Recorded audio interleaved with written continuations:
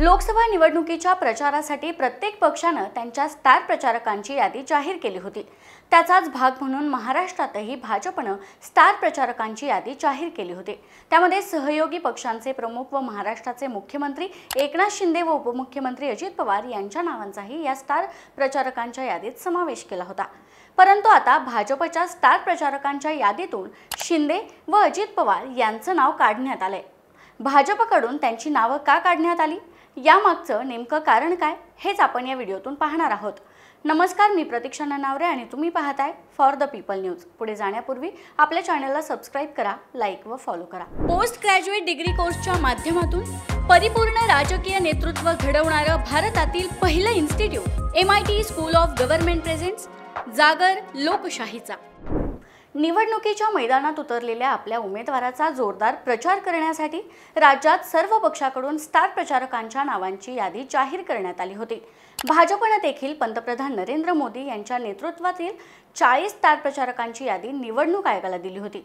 भाजपच्या यादीत त्यांच्या पक्षाव्यतिरिक्त ज्या नेत्यांची नावे होती ती आता काढण्यात आली आहेत।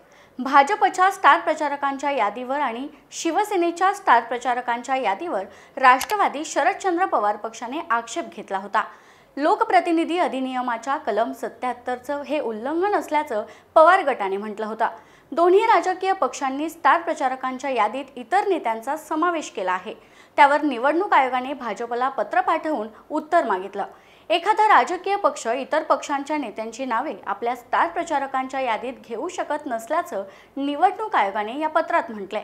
त्यानंतर भाजपने हा मोठा निर्णय घेत एकनाथ शिंदे व अजित पवार यांचं नाव स्टार प्रचारकांच्या यादीतून काढण्यात आले।